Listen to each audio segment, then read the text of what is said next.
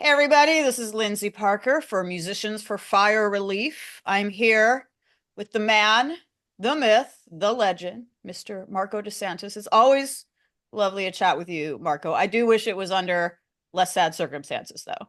Yeah, I know. It's good to see you too. And I'm really appreciating, as always, I'm appreciating your pink room there in your house, which I don't know. From the looks of the side margins, I can see that maybe it's just an entirely pink Oh, house. my whole house is pink. My whole house is pink. I will take that conversation aside, but yes, my whole house is pink. Okay. Where are you Well, the point I'm joining me making from? is when this happens to you, you start to really become attuned to houses.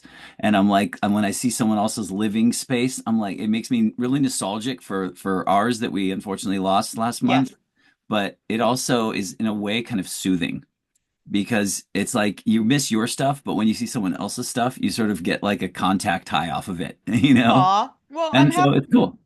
I'm happy to help. Helping. Yes, I do obviously want to talk to you as much as you're willing to talk about because don't want you to revisit trauma that you don't want to talk about. But you lost your house in Altadena in the Eaton fire, Yes, correct? we did.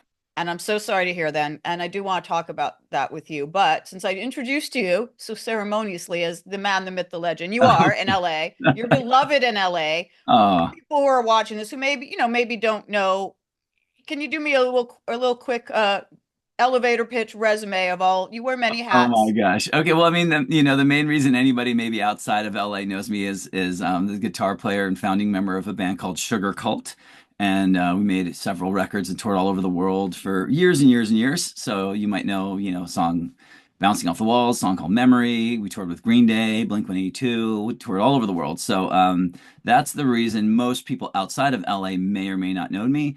And people in LA know me because I'm just around all the time. I've been living in LA for a long time. I'm actually originally from Santa Barbara, but as a kid growing up, only 93 miles from LA, when you have the stars in your eyes of just being addicted to rock and roll, you quickly find out that there's this place where it's not only, the sort of incubator for rock and roll, not, and you got the music industry here, but we found out that there was all these little places where you could find the bands that would in a few years become the bands that everybody else in the mainstream would know about. So we kind of almost made a sport out of just coming down to LA all the time and sneaking into clubs and just checking it all out. And that was so inspiring to me because it really took the cape off the superhero and showed me that it was possible rather than just something you could see on MTV and dream about. What year did you move to LA from Santa Barbara officially? Um, when Sugar Cult got a record deal in 2001, I quit my job. I was working part-time at a record store. That's what a 4-year degree from UCSB got me. Well, I did it on purpose because I basically just wanted to continue being a teenager. So I filed for an extension on my teenage years and moved to LA in actually February of 2001. So fucking 24 years ago. I'm sorry if I'm not Wow. allowed to That's swear. all right. It's all right. You are Hi, within your rights FCC. to swear. Okay. Yep. Yeah. All good, all good. So yeah, so aside from Sugar Cult, the reason why you're a fixture here in LA, besides being just a scene stir and a man about town, you do all these, you keep that music alive. You do like emo nights, Yeah, I do a DJing. lot of DJ gigs. There's these parties called EMA that I'll DJ a lot, and I DJ at this cool art gallery in downtown LA called Corey Helford.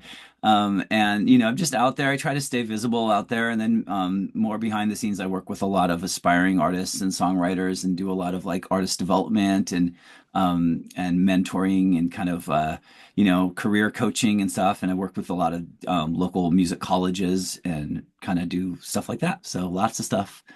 And I just stay out there. I try to, like I said, I've pretty much tried to find a way to be a teenager my whole life. I mean, it's a good goal to have. I mean, look at my pink house. I kind of done the same thing.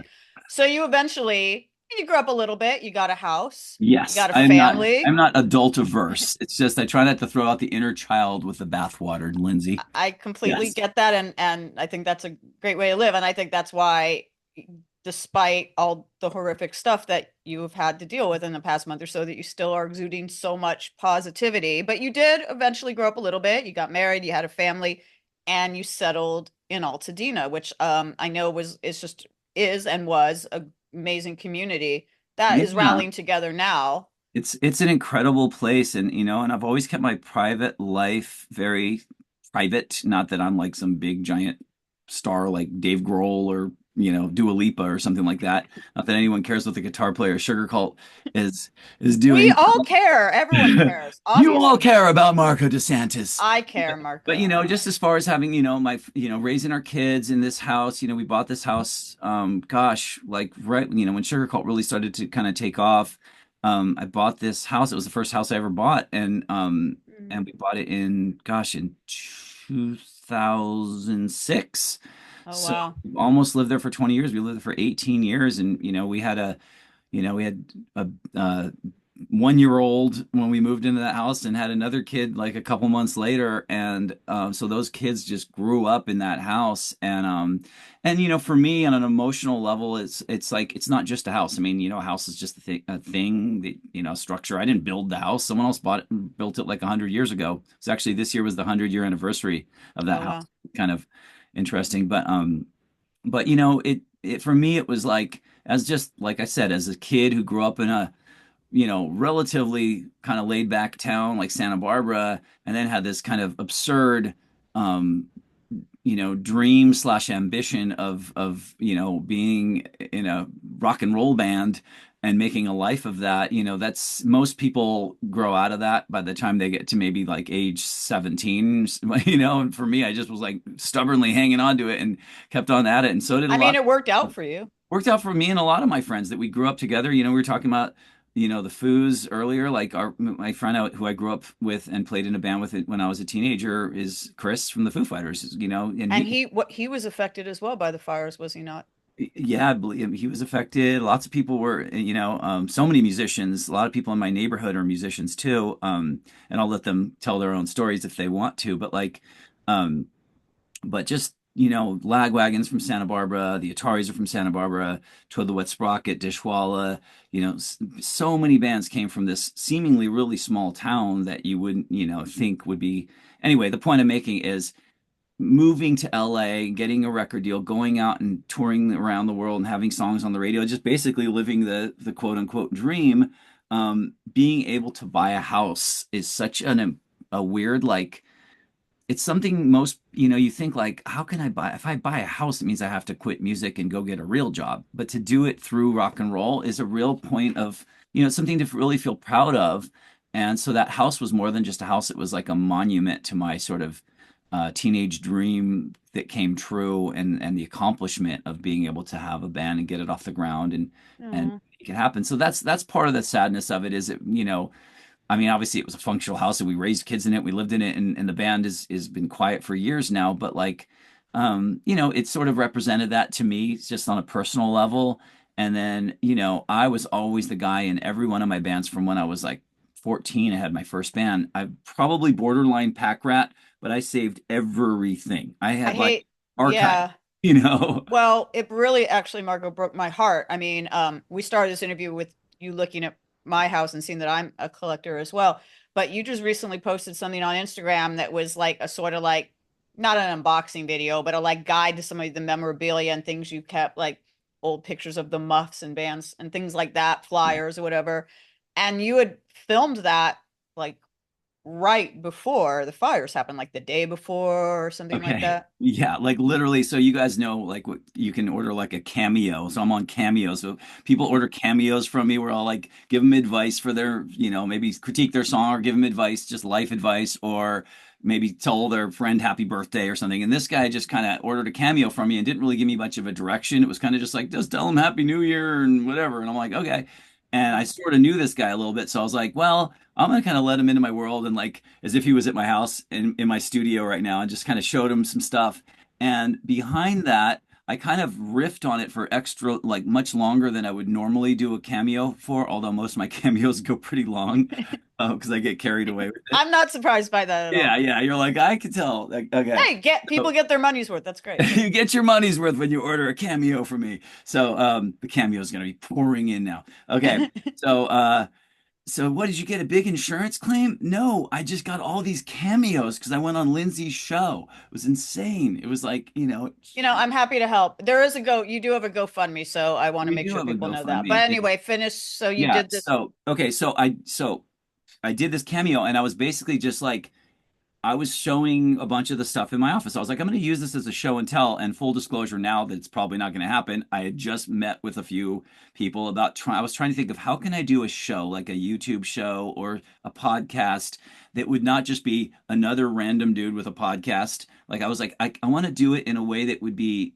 a little bit unique. So I had this idea to basically do.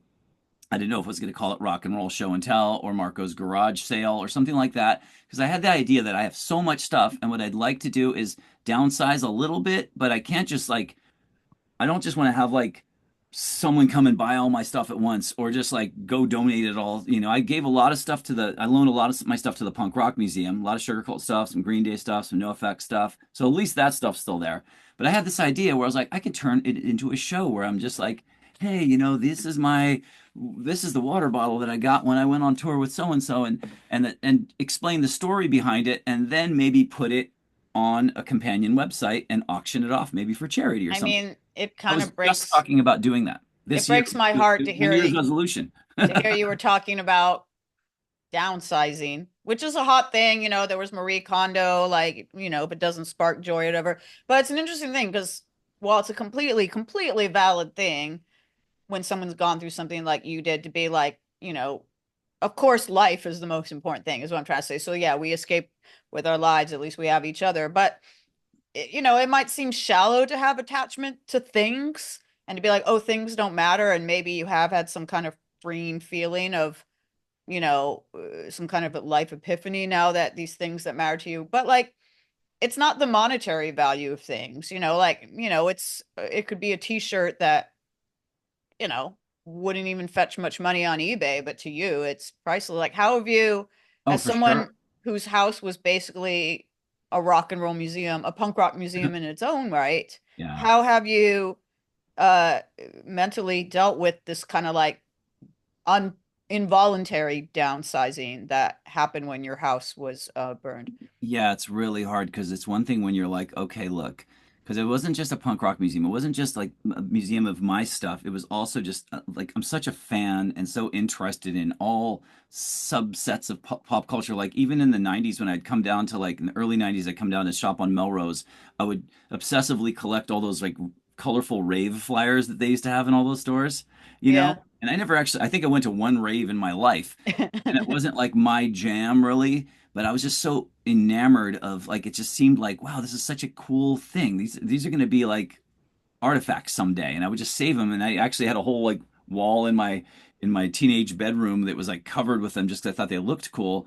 But I'd also collect punk rock flyers. Before that, I would collect flyers from like the bands that were playing like English Acid. And just I've always been a real pop culture enthusiast and sort of just like I guess just geek about it all and just thinking like this is like somehow going to matter because one of the things I love about just being a music fan is you're also sort of a sociologist and a historian that sort of comes with the territory because you get to sort Yeah. of analyze all the stuff, not just like put on the song and dig it, but actually dig the whole meaning of it all. Like why did it happen this way? What else was going on? What came up because of this? What did this, light up to create the next thing. So I've always been really fascinated with that aspect of being a music fan. And so I had so many things. So it's like I wanted to downsize because I just want to hoard all this stuff for myself. It was more like as a fan, I know there's other people like you, and obviously, like I used to be really good friends with Howie Pyro and someone like Matt Pinfield, other people out there that love music so much, and then the people that are similar to them in their own ways. I wanted to share this stuff with people, and so I thought, like at a certain point in my life, I'm like, if keeping this in my own possession is actually kind of selfish, like I want to put this on display, not so I can brag that I have it, but to share it with other people, let someone else hold it for a little while and maybe turn it into a book, or maybe turn it into a website or just something where I can like show it to the world. And so that's the hardest part about this, not the selfish, like, woe is me, I lost my stuff. It's more about I was holding this stuff. I was carrying this stuff for a long time so that I could share it with somebody. And now I don't get to share it with anybody. That's I'm the s- selfless part of it that makes you even more sad in a way. Because it's not just my loss, it's the world's loss because most people didn't save this shit. And most people don't even know about this stuff. They I might not even know am it exists, you know? besides that cameo video that was just so interesting that you filmed the timing of when you filmed it, like Two have nights you before, yeah, two I filmed on nights. Monday night and the fire happened Wednesday morning. Do you have any other archives, digital archives, video or anything you scanned or I things like that? It's funny when Lisa Johnson, the rock photographer Lisa Johnson, was at my house, like grabbing a bunch of stuff for the Punk Rock Museum. She was like reprimanding me. She's like, "You have to properly scan this stuff. You have to properly, you know." And I was like, I know." But I have like, I'm looking it up right now. Like, I have a lot of photographs, so I took a lot That's of good. pictures of stuff. But usually it was kind of like, let me take a picture of it so I can send it to my friend who's in that band and make them laugh. It wasn't like a properly Yeah. lit, properly shot, properly scanned thing, but at least I have some evidence of it existing, which is cool. And maybe that's something I'll turn into something. Maybe that'll turn into some kind of storytelling I mean, device. you're a great storyteller, obviously. I was talking about how you still exude. Like, if what had happened to you had happened to me, to my home or whatever, obviously it's traumatic, and I'm not, but it seems like you're holding up okay. It seems like you have a positive attitude. I'm sure there's a lot of people who'd watch this and be like, what's his secret? Like, how, people who've been through less, who are bummed out, who are like, what's the secret? This guy, like, had this horrible thing happen, and yet, you know, you seem very positive. And you always have that. You have that energy. Maybe you're just naturally like that, but like, how are you getting through this? Well, thank you. I mean, I don't know. It's like people tell me that about myself, and I'm like, oh, okay, well, okay, cool, but I don't know. It's like, it's. I mean, to be totally real, there's probably a certain amount of like adrenaline that's just like that brings up in a person when you have such a trauma. It's like a certain amount of adrenaline and shock. So I may very well be running on that. I may be, see you out at a club or something in a year and just like unceremoniously like drop, fall down and start crying. I'm prepared for that. I'm prepared for the like. There's probably something that hasn't really like because there's just no playbook for this. We're all prepared to deal with a certain amount of loss. I've had dear friends pass away. I've lost, family members and things like that, and it's never not sad. But you eventually kind of there's an acceptance to knowing that like, well, people are born and then they live and then they pass away but we don't really have we're not hardwired for I mean maybe you have like I live in a place then I have to move or then I get Yeah. evicted or then I move out or then I buy another place or then we have the idea of moving in us but we really don't have the idea of losing all of our things and losing our shelter and losing our like possessions. We don't have that hardwired in us because we haven't been like we haven't lived like that in like probably 100,000 years. You know what I mean? Or maybe 40,000 years. I don't know. I didn't read Sapiens closely enough. It would still be on my nightstand if it wouldn't have burned down. But anyway, but you know what I'm saying? So there's a certain part of you that's just like, it's almost like disbelief. Like I think this is also it, Lindsay. I'm kind of thinking about this out loud. So hopefully this isn't tedious, but like, I'm thinking that maybe all of my years, I mean, I've spent the better part of 20 years living out of a suitcase on the road. So having this sort of weird double life where my bands were touring and I got to a point where I just partitioned my drive where I was like, I have my suitcase, I get home from tour and I put it over there, and then I have a separate set of underwear and socks and clothes and toothbrushes and everything at home because it's too stressful to like pack for a trip and then unpack for a trip. That way I never had to pack again. It was like I pack if, maybe you swap out a jacket or something like that or swap out some shoes, but like I was able to just learn to like live in a tour bus, live in a hotel room, live in a small space with a bunch of people and be on the run and adapt to new dressing rooms, new stages, new monitor mixes, all over the world for years and years and years. I mean, Sugar Cult toured for years, for almost 10 It's a good years. point though. You had So I think I that mean, you've been living in a hotel, I think for yeah. a month after the fires, you were actually living in a hotel room. Yeah, yeah, and So yeah, so it's pretty cool.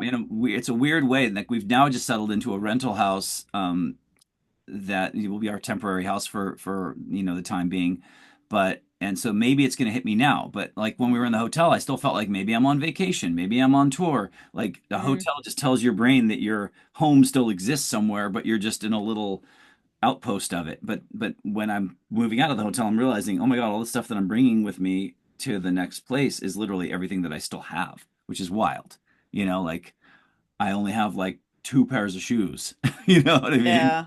Well, it's So, interesting because, and this is something that people talk about when they go through any kind of loss, whether it's, the death of someone close, a divorce, whatever. It's like a lot of people will check in on you in the, days and weeks after it first happened because, oh, do you need anything? How you doing? Just checking on you. But like maybe like you were saying, you might collapse a year from like a few months from now, those calls, whatever the tragedy is, people, they go back to their lives and they don't think like I should text Marco and see how he's doing or whatever. So like, we're kind of in this for the long haul, sadly. well, that's what, when people, and that's a natural thing. I mean, you expect it. I mean, it's just especially, I'm surprised people have been so excuse me, people have been so wonderful even a month later because, and the modern day news cycle is like, I can't Yeah. even remember what happened. I can't remember the crazy thing that happened in politics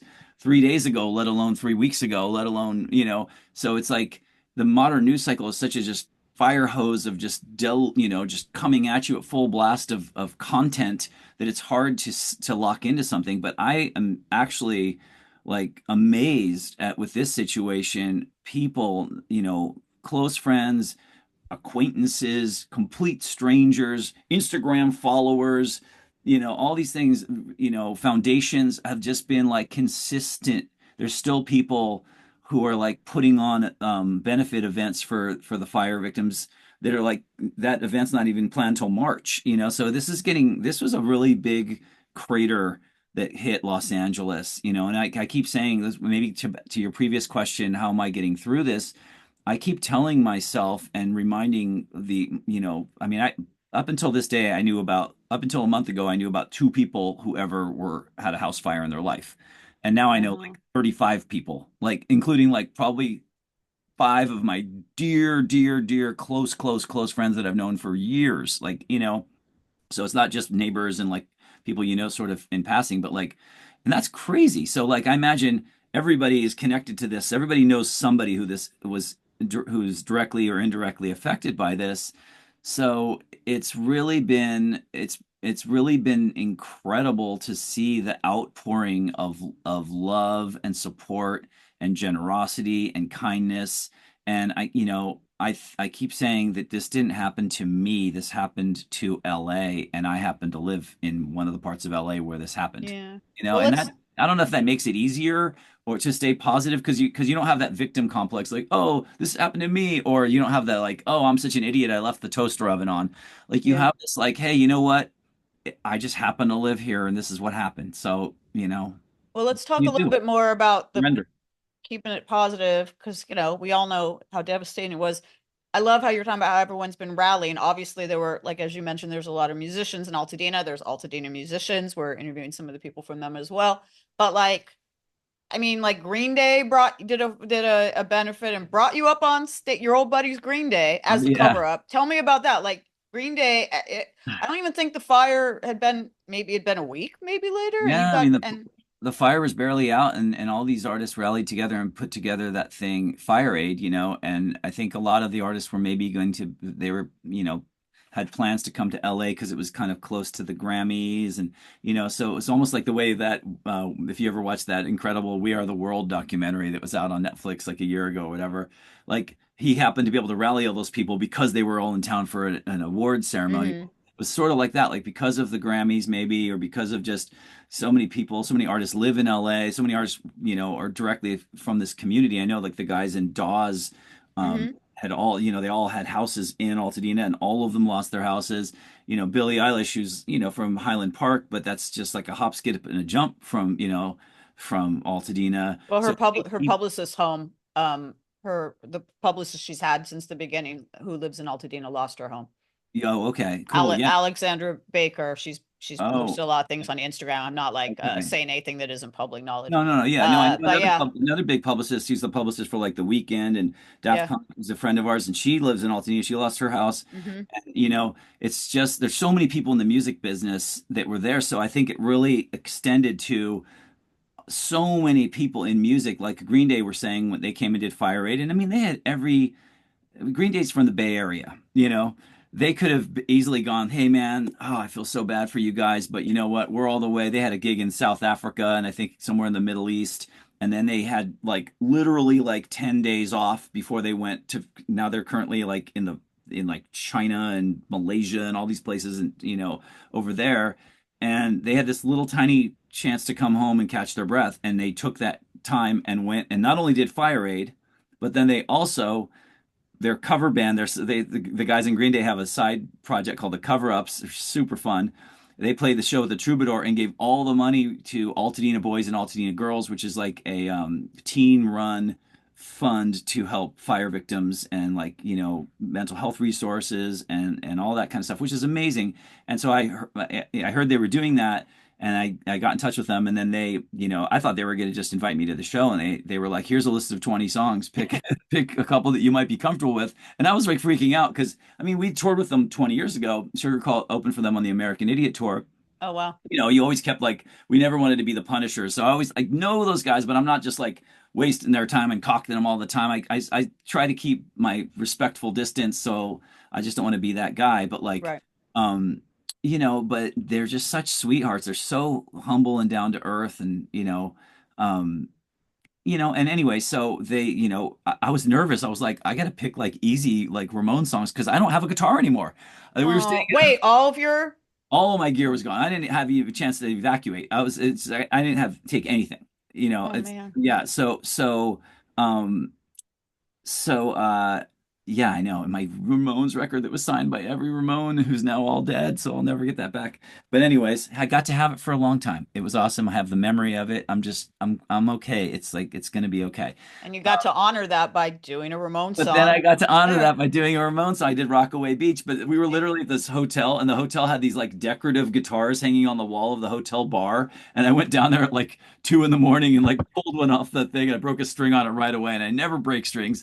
And it was like, okay. Then I took the other one, and I was trying to play it. It was so out of tune, and I was trying to learn it. So I kind of fudged my way through Rockaway Beach, and then suddenly I'm at the Troubadour, and it's sold out.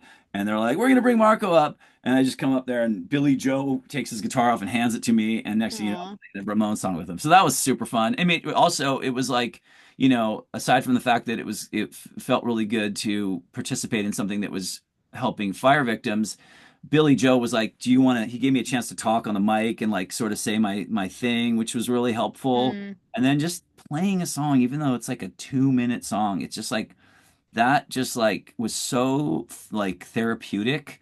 It really gave me a chance to just like I don't know, just be be myself and connect to something that's such a big part of me, which is just being a rock and roll musician. You know what I mean?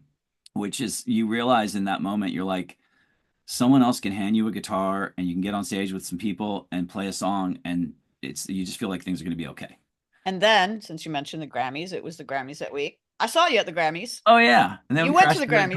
carpet. Did you really crash it? I think you were welcome. Well, yeah, no, the guy, this guy John Loken, who was originally the A&R person that signed Sugar Cult, he reached out to me out of the blue when the fire happened and was like, "Dude, I'm so sorry." So many friends kind of reached out, and then he was like, "I want to cheer you guys up. I'm gonna try and I work with the Grammys now. I'm gonna try and Oh. hook you up for the Grammys." And I thought we were just gonna have tickets and just be like, "Oh, this will be fun." And we get there, and our Uber like goes through is like suddenly behind all these Escalades and limousines and drops us off and I'm like on the red carpet standing right next to Olivia Rodrigo and Cardi B. And And your daughter our, came, and that must have been yeah, a really cool experience it was cool as for a her. family thing when all this was Yeah. going on. I do remember you saying something about, this is the sad part, but it's a funny story, is that you didn't really have many clothes anymore, so you were wearing like a Goodwill suit jacket, but you looked like I you belong literally there. I literally walked into a Goodwill and just like rifled through some stuff for, and found a black suit jacket for $6. It was one of those days where they were having like half off if it has a yellow tag. I got Uh-huh. that jacket. I just had this like plain black t-shirt on underneath it. I found this scarf that I had managed to stuff in like the glove compartment of my car and forgot about like a month ago. And so that was in there. I was like, oh, throw that on. And then we have this gay couple that we know, and they were out of town, but they gave me the code to their door and told me where their shoe room was. They had a whole shoe room, and I got to go through, and every shoe was like didn't fit or was like so garish that I couldn't It's pull it like off. Cinderella. You're like, I'll Yeah, get and my then I foot in, I'll finally make it found these work. like pointy-toed like Saint Laurents that were like, and I just squeezed into them, and I wore them on the red carpet, and then I spent the evening holding them in my fingers like a girl with her Louboutins Yeah, I've been and there. walking around downtown LA in my socks looking for an Uber. So yeah, But that not only was that obviously a great way to sort of celebrate and get your mind off all the terrible things that just happened, but like the Grammys were, you mentioned Dawes, they opened the Grammys. Like it's kind of it, there were people who didn't want the Grammys to happen. They thought it would maybe be in bad taste, but I feel we still have to do celebratory things. Yeah, maybe you tone down the vibe of it or make it a little more somber, but no, we're not canceling everything. we're not canceling LA has joy. to You keep can't going. do it. You cannot I keep saying you can't let this burn you down too. It can burn down your house, but you can't burn down your spirit, can't burn down your joy, it can't burn down your love of the things that make you stoked, like music or whatever. And it can't burn down everybody else's good time either. The whole world doesn't have to sit there with a somber, you know, situation just because this happened. It's like I want to get a contact high off of other people's happiness. And I'm not looking at your Duran Duran record and I'm not bitter that you have that and I don't have my gold record. I'm happy I'm that you have glad. that because it reminds me of my gold record. You know what I mean?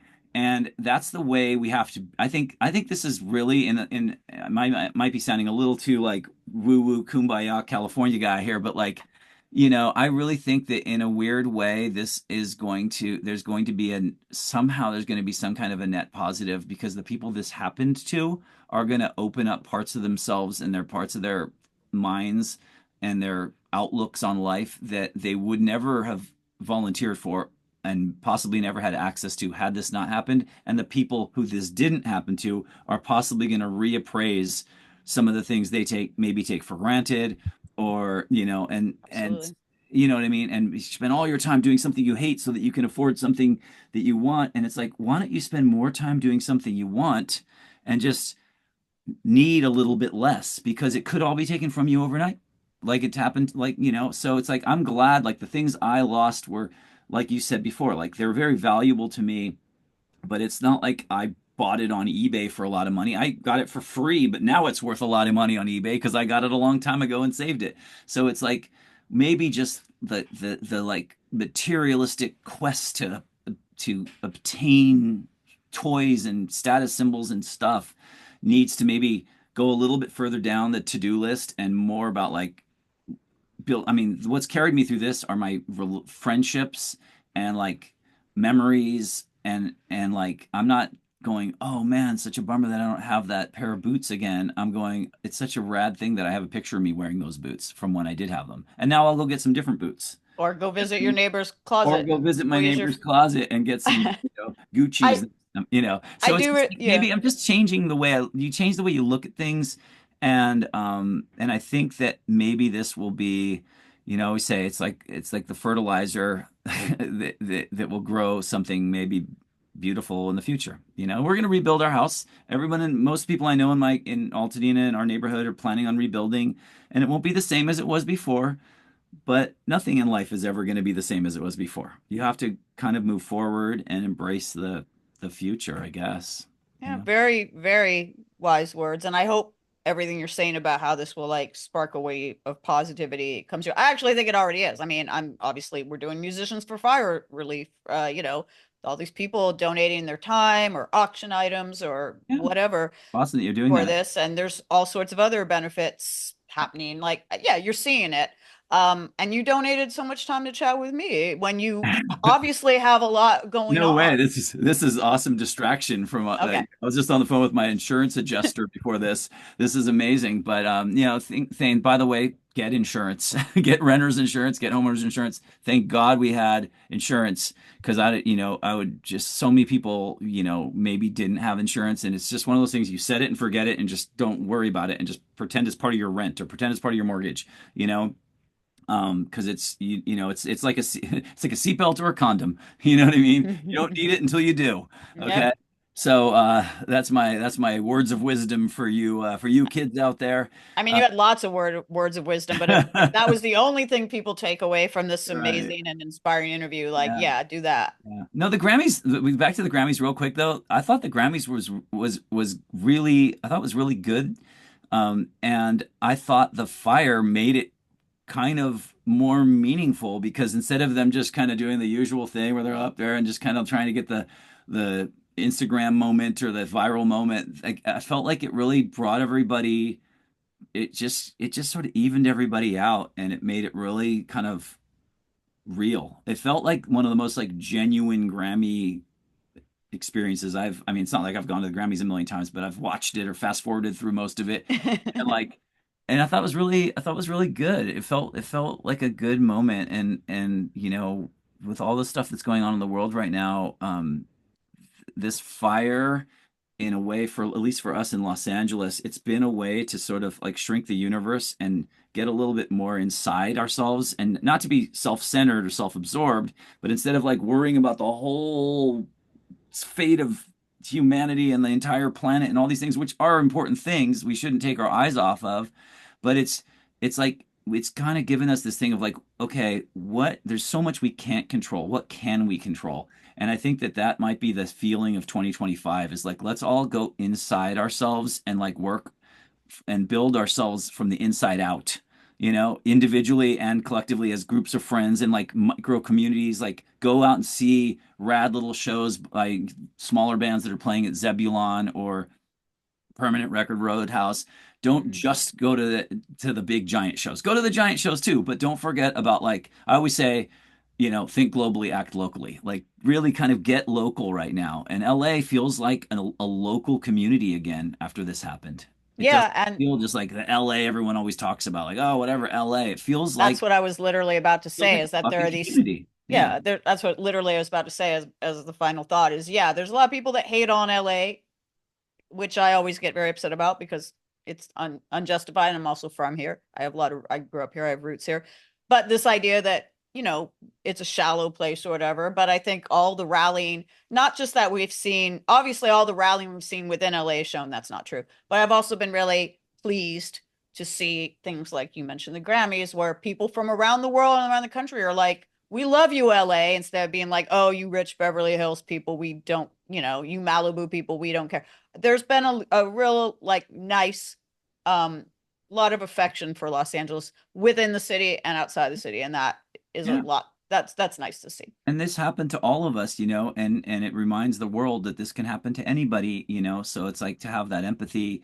Yeah, And it's like I know people in Pacific Palisades who had millions of dollars and lost their famous superstars who lost their house. They're having a hard time dealing with rebuilding. They're having a hard time finding a rental space. They're having a hard time figuring out where their kids are going to go to school. They're loss having of memories. It's not like they're there's having a no hard price tag. time losing their memories, and maybe they lost a Grammy award, but that's still a fucking Grammy award that they earned, and they are sad.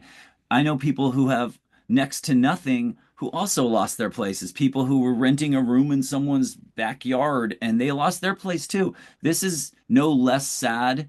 There's no amount of money you can spray on this problem to that's going to make it not be a traumatizing, really sad situation. So it's one of those things that really does kind of equalize everybody from a person with a giant mansion in Malibu to a person who's, renting a garden shed in someone's backyard in, the outskirts of Altadena.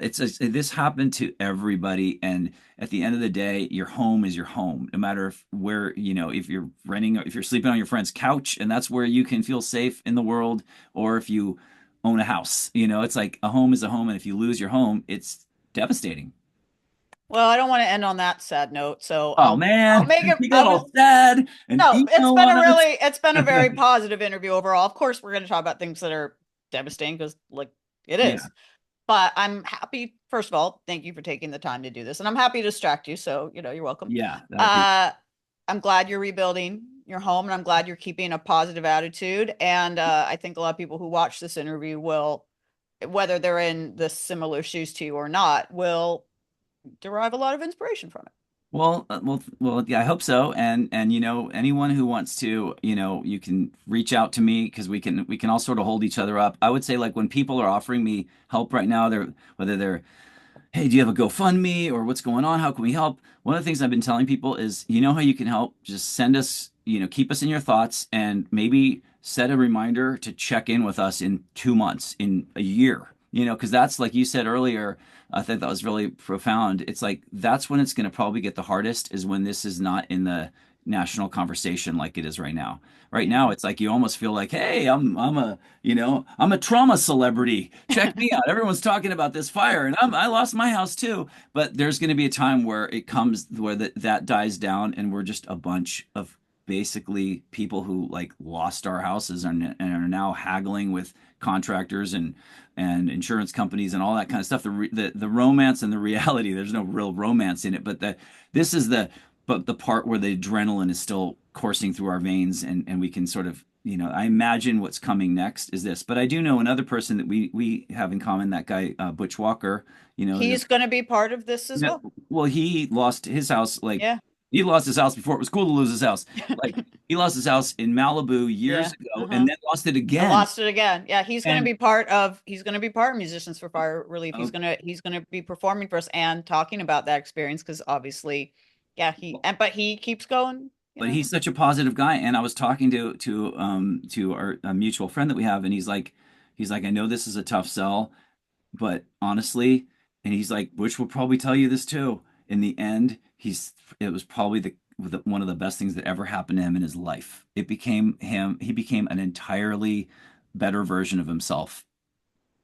That Well, and so this is kind of hippie-ish, and I want to tell you this. I wrote about this the other day. If you saw it on my, I think I wrote about it on my personal like Facebook page, but I haven't shared it with anybody in the bigger social sphere. But it's like there was this somebody was telling me about this a while ago. It was like about an acorn. There's a certain type of tree where the acorn, not the acorn, sorry, the pine cone of this certain type of tree can last for like 20, 30 years, and hold the seeds inside it. And the only way it can be opened is by fire.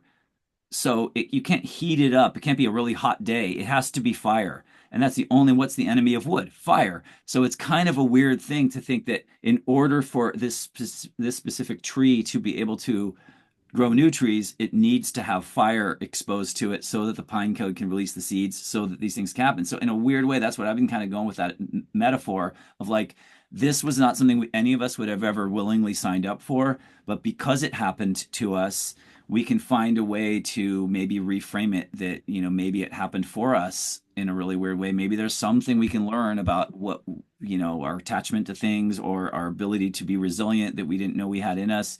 Maybe this is something that's just tested us in a way that if we can ride through it, this can kind of take root and become a better version of yourselves that you never knew was possible. And again, I'm going to invite everybody into that, not just the people who lost their houses, the people whose friends lost their houses, the people who are watching this on the news and imagining what would it be like if to lose your house.